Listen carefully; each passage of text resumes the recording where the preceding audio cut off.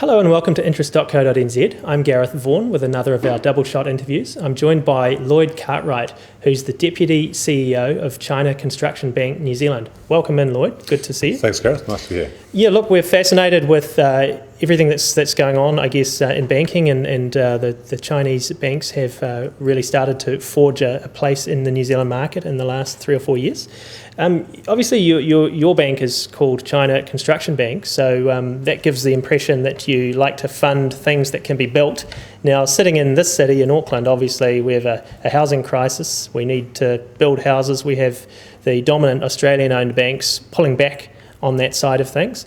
How big is the appetite at China Construction Bank to fund apartment building, housing building? Sure, Gareth. I think just the name China Construction Bank certainly does lend itself to construction, business infrastructure lending, and that is a truism in terms of CCB globally. In China, we are the largest infrastructure lender by some margin, and have a very strong business that's built out of that globally, and so New Zealand would be no exception to that. So we still have a strong desire to build infrastructure business in New Zealand. We've been hiring and lending and participating in projects in New Zealand along those lines. When it comes to sort of the areas you're concerned with in terms of the apartment space, the housing, we have banked and funded a number of those projects. So Rose Garden, which is New Zealand's largest apartment development on the North Shore, is a CCB-funded project currently. We have a number of other projects in our pipeline, albeit our lending would be aligned with our overall risk appetite. So we've got a certain amount of our balance sheet that we can do in house lending or in development lending or apartment lending. So it's probably a similar sort of risk profile to what you would see in any of the other New Zealand banks, including the Australian banks. Okay, so you don't necessarily see a big opportunity in this area? No, we absolutely do. We do see a big opportunity in building out infrastructure. Clearly, New Zealand's got a large infrastructure pipeline in the next sort of 20 years, and you see various estimates coming out of Treasury and the likes of sort of numbers north of 100 billion, and that in my mind is not necessarily going to be funded by the existing banking group. They will be able to fund portions of that, but I think there needs to be some sort of step changes in terms of how we look at those projects, how we fund those projects, how we procure those projects that will be required to deliver a pipeline of that nature. What sort of changes are you talking about? So I think, we have been working with the Reserve Bank. Reserve Bank published a policy paper around the ability for smaller banks in New Zealand to establish a dual registration model, i.e. a branch and a subsidiary. In our view, that's a significant step and opportunity for us to participate in larger projects. It would give us a lot more ability to bring our global balance sheet, our global funding capability, our global expertise to fore in New Zealand, whereas operating on a subsidiary has some limitations in that respect. So currently CCB operates as a subsidiary in New Zealand. Correct, yes. You're obviously keen on the branch status as well. Have you applied yet? Or we have not applied. We are in the process of preparing our branch application, which is clearly an important application for us. Right. Transport's another area, obviously, with again, and I mean, don't want to be completely Auckland focused, but Phil Goff as mayor is running around talking about funding shortfalls for transport. Other parts of the country need transport projects as well. Is that another area that you look at? Absolutely, and I think Simon Bridges' sort of announcements recently about the fuel tax being a no-goer and the possibility of a tolling system in New Zealand does lend itself to specific project financing type structures, whether they're PPP structures or not. I think is definitely an area of strong interest for us. Now, you're also active in the residential mortgage market, like most New Zealand banks. Obviously, yes. That's the biggest part of it. How much lending have you done in that market to date, and what percentage of your overall book would that be? Yeah, I think that's a natural sort of portfolio diversification for banks in New Zealand to have. I mean, the mortgage market is clearly a very large component of overall lending in New Zealand, so it would be remiss of us not to participate in that space. So we have been actively building a mortgage book, which is primarily based around high net worth Chinese clients. So we've built a book of around 450 million over the last 2 years. And that's about 50 odd % of our total asset growth. So, and we see that as being consistent from a risk perspective with other banks operating in New Zealand. So most of the Australian banks have similar percentages of mortgage exposure to the New Zealand market. And now you lend both to New Zealand residents and offshore buyers, is that correct? We lend to buyers with predominantly offshore income. And local Chinese buyers, and we'll lend to anyone, local or anyone, but with the right lending criteria, yes. So we have continued to lend to foreign sourced income, whilst others have pulled back from that space. And the reason we do that is because we believe we have an advantage over those players in terms of our ability to look through to the end client and the credit in China, which gives us some comfort around the due diligence process and source of income and the like. So we feel much more comfortable operating in that space than perhaps another bank might.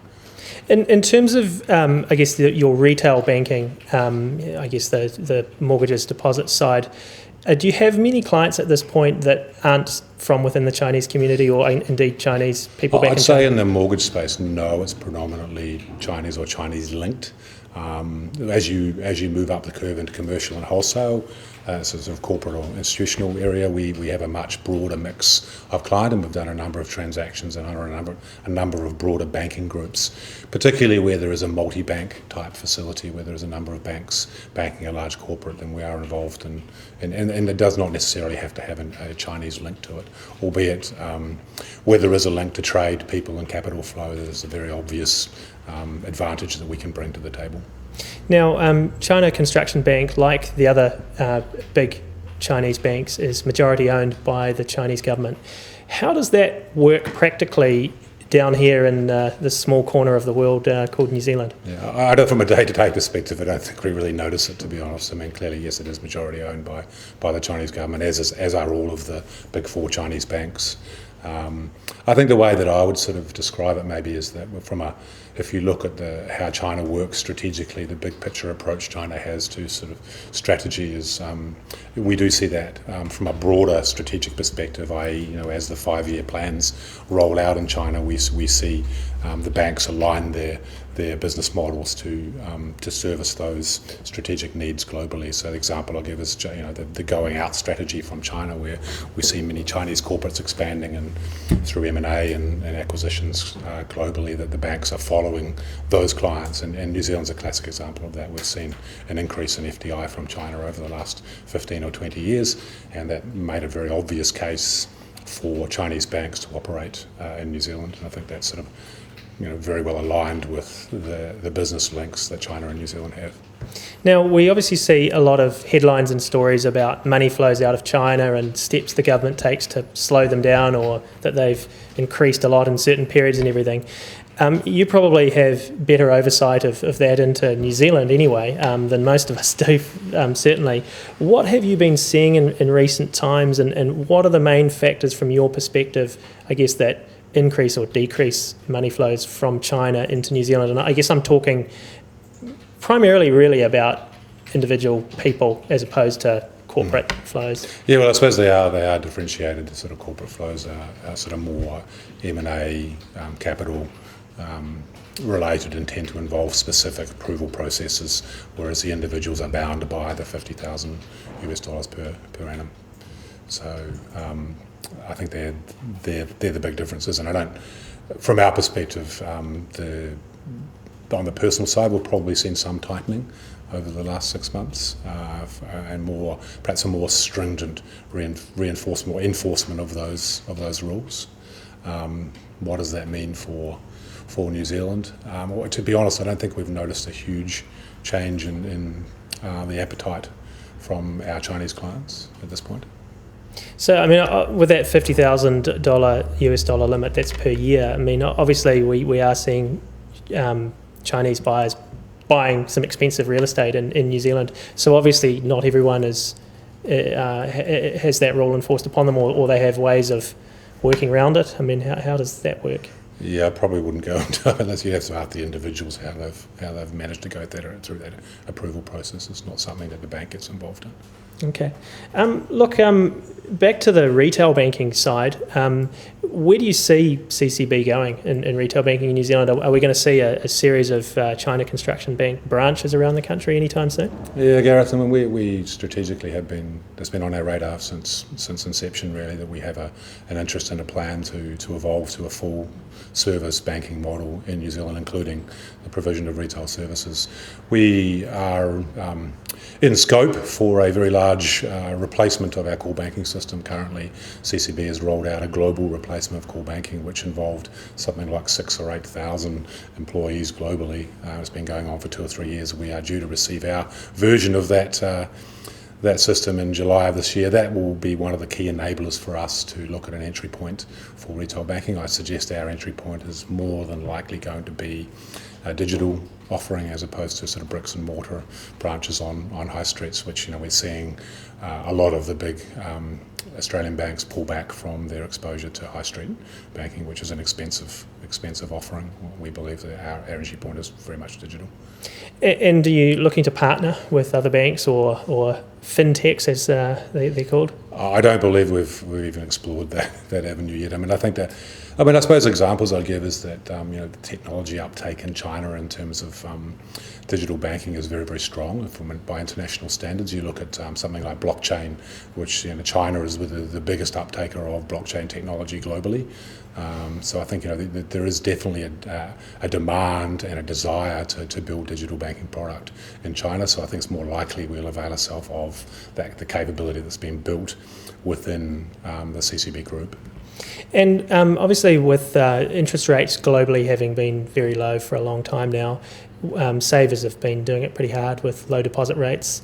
What are you looking to offer savers, I guess, through deposit rates, but also bond issues, anything like that?